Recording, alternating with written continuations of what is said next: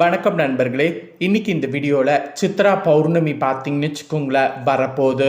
அந்த பௌர்ணமி ஸ்பெஷலாக பௌர்ணமி பலன்களை தான் இந்த வீடியோவில் பார்க்க போகிறோம். So welcome back day today channel நண்பர்களே.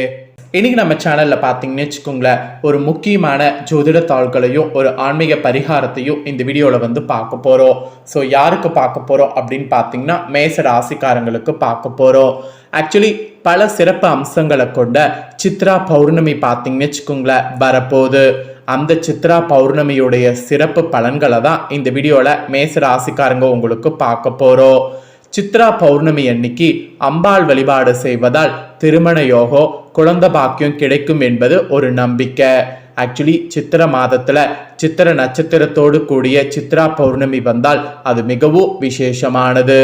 பௌர்ணமிகள்லேயே மிக சிறப்பு வாய்ந்ததாக பார்க்கப்படுவது சித்ரா பௌர்ணமி. இந்த தினத்துல யமலோகத்துல நாம புண்ணிய பாவ கணக்கை எழுதி கொண்டிருக்கக்கூடிய சித்திரகுப்தனை வழிபட்டு தான தர்மங்கள் செய்வதால் அவருடைய அருள் நம்ம பெற முடியும். அதோடு நீண்ட ஆயுள் பெற முடியும். சித்ரா பௌர்ணமி பல சிறப்பம்சங்களை உள்ளடக்கியதாக இன்றளவோ அமைந்திருக்கு. சித்திர மாதத்துல பௌர்ணமி தினத்துல அம்பாள் திருவுருவ சிலை அல்லது படத்திற்கு மலர் மாலை அணிவித்து வஸ்திரம் ஆபரணங்கள் அணிவித்து வழிபடுவது இந்த நாள்ல நல்லது. அம்பாளுக்கு இந்த நாள்ல மஞ்சள் கலந்த சாதம் படைத்து பானகம் கிராம்பு ஏலக்காய் பச்சை கற்பூரம் சேர்த்த தாம்பூலம் அடங்கிய நெய்வேத்தியத்தை படைக்க வேண்டும். ஆக்சுவலி சித்திர பௌர்ணமி அன்னைக்கு அம்பாள் வழிபாடு செய்வதால் திருமண யோகம் குழந்தை பாக்கியம் கிடைக்கும் என்பது நம்பிக்கை. சித்திர மாதத்துல சித்திர நட்சத்திரத்தோடு கூடிய சித்ரா பௌர்ணமி வந்தால் மிகவும் விசேஷமானது. என்னடா சித்திர பௌர்ணமியுடைய சிறப்புகளை இப்படி சொல்லிக்கிட்டே இருக்கியே, சித்ரா பௌர்ணமி வரப்போதா அப்படின்னு கேட்டிங்கன்னா ஆமாங்க, சித்திர பௌர்ணமி வரப்போகுது. சித்திர மாதம் கடந்த ஏப்ரல் மாதம் 14ஆம் தேதி அன்னைக்கு பிறந்துருச்சு. ஏப்ரல் மாதத்துல இப்ப சித்ரா பௌர்ணமி வருமானு கேட்டிங்கன்னா ஏப்ரல் மாதத்துல வரல. ஏப்ரல் மாதம் முடிந்து மே 1 பிறக்கக்கூடிய அன்னைக்கு சித்ரா பௌர்ணமி வரப்போகுது. ஆமாங்க, பல சிறப்பு அம்சங்களை கொண்ட சித்ரா பௌர்ணமி இந்த 2026 வருடம் மே மாதம் 1ஆம் தேதி அன்னைக்கு பிறக்குது. அன்னைக்கு சித்திர மாதத்துடைய 18ஆம் நாள். இந்த டைம் ஒரு சிறப்பு என்னன்னா வெள்ளிக்கிழமை பிறந்ததற்கு. ஸோ வெள்ளிக்கிழமை அம்பாள்களுக்கு உகந்த நாள், வழிபாடு செய்யறதுக்கு உகந்த நாள். இந்த நாளில் இந்த டைம் சித்ரா பௌர்ணமி வந்திருக்கிறது ரொம்ப ரொம்ப ரொம்ப விசேஷம். இந்த பௌர்ணமி அன்னைக்கு நீங்கள் ஏதாவது உங்களோட ராசிக்கு தகுந்த கோவிலுக்கு போனீங்கன்னா அது ரொம்ப புண்ணியத்தை கொடுக்கும். அதனால் இந்த நாளில் உங்கள் ராசிக்கு எந்த கோவிலுக்கு போனால் புண்ணியம் கிடைக்கும் அப்படிங்கிறத சொல்கிறேன். எந்த கோவிலுக்கு போனால் உங்கள் வாழ்க்கையில் மாற்றம் ஏற்படும் அப்படிங்கிறத தெரிஞ்சுக்குங்க. இது நீங்கள் கன்ஃபார்ம் பண்ணுங்கிறது கிடையாது. ஆனால் இந்த நாளில் இந்த கோவிலுக்கு போனீங்கன்னா கன்ஃபார்ம் வாழ்க்கையில் மாற்றம் ஏற்படும். அதனால் உங்கள் ராசிக்கு இந்த நாளில் செல்ல வேண்டிய கோவில் என்னங்கிறத சொல்கிறேன், அதை தெரிஞ்சுக்குங்க. ஆக்சுவலி நாம் எத்தனையோ பிரச்சனைகள் தீர வேண்டும், ஜாதகத்தில் இருக்கக்கூடிய குறைகள் தீர வேண்டும் என எத்தனையோ கோவில்களுக்கு சென்று பரிகாரங்கள் செய்திருப்போம். இருந்தும் பெரிதாக பலன் எதுவும் கிடைத்திருக்காது. இப்படி பரிகாரம் செய்வதோடு நம்மளுடைய ராசிக்கேற்ற கோவில் எது என்பதை தெரிந்து கொண்டு அந்த கோவிலுக்கு அந்த சிறப்பான நாள்ல சென்று ஒரே ஒரு முறை வழிபாடு செய்து வந்தால் வாழ்க்கையில மாற்றத்தை ஏற்படுத்தும். அப்படி உங்க ராசிகளுக்கு இந்த சித்ரா பௌர்ணமியில எந்த கோவிலுக்கு சென்றால் வழிபட்டால் உங்களுடைய வாழ்க்கையில நல்ல மாற்றமும் முன்னேற்றமும் ஏற்படும் அப்படிங்கிறத தான் இப்ப நான் உங்களுக்கு சொல்ல போறேன். அதை இந்த வீடியோல தெரிந்து கொள்ளுங்க மேச ராசிக்காரங்க. வாழ்க்கையில மாற்றம் ஏற்றம் ஏற்பட வேண்டும் என நினைக்கக்கூடிய உங்க ராசிக்காரங்க கண்டிப்பா இருப்பீங்க. அப்படி நினைக்காம இருக்கவே முடியாது.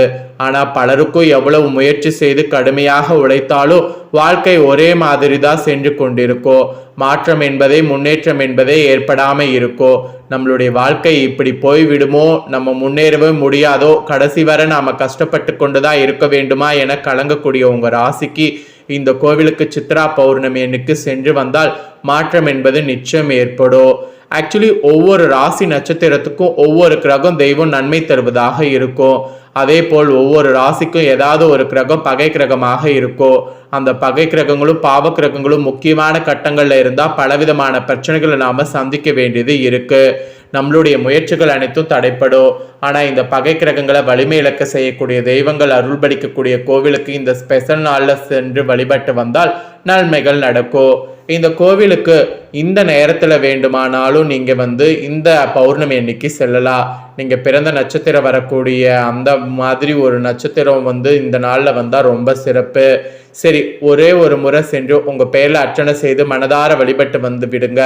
குறைந்தபட்சம் 1 மணி நேரமாவது கோவிலில் இருந்து விட்டு வாங்க.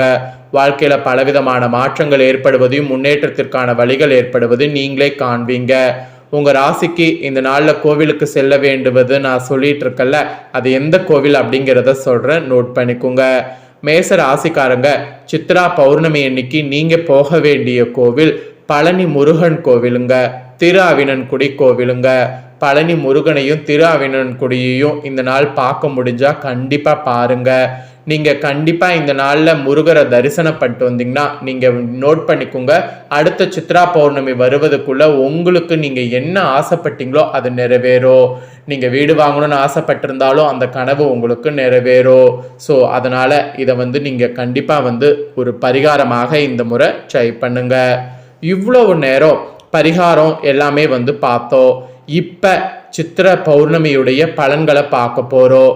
ஆக்சுவலி இந்த சித்திர மாதம் பார்த்தீங்கன்னு வச்சுக்கோங்களேன், மேசராசிக்குள் சூரியன் நுழையக்கூடிய மாதம். சூரியன் உச்சத்தில் இருக்கக்கூடிய இந்த மாதம் வந்து ரொம்ப சிறப்புங்கிற மாதிரி சொல்லப்படுது. சைத்திரம் என்றும் அழைக்கப்படும், சைத்திர விஷம் என்றும் அழைக்கப்படும், சைத்திர விஷா என்று அழைக்கப்படும். சித்திரையில் முதல் தேதியன்று ஸ்ரீரங்கத்தில் பஞ்சாங்க படிக்கக்கூடிய நிகழ்ச்சி இன்றளவுக்கு நடைபெறும். மகாவிஷ்ணுவின் தச அவதாரங்களில் பல அவதாரங்களுக்கு இடம் கொடுக்கக்கூடிய பெருமை சித்திரைக்கு இருக்கு.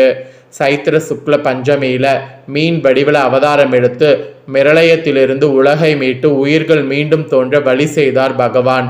மற்ற அவதாரம் நிகழ்ந்தது சித்திரையில தான் என்று சொல்லப்படுது. நவமி திதியில ஸ்ரீ ராமபிரான் அவதாரம் எடுத்து மக்களை காத்தார் பகவான் விஷ்ணு.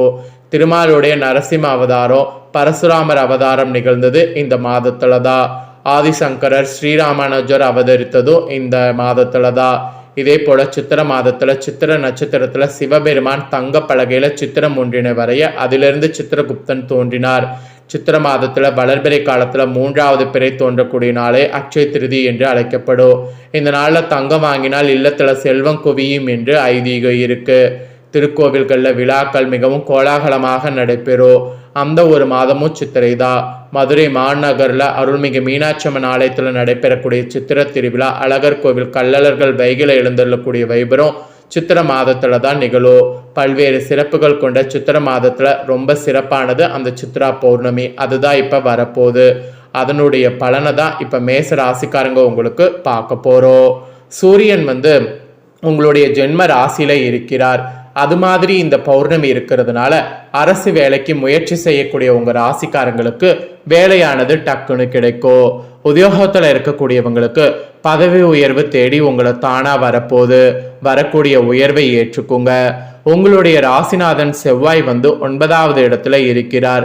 அதனால வெளிநாட்டு வகையில தொழில் தொடர்புகள் நன்மை தரும். அதோடு உங்களுக்கு இந்த பௌர்ணமியில மே 19 தேதிக்கு பின்னர் ரியல் எஸ்டேட் தொழில முன்னேற்றம் உண்டாகும்.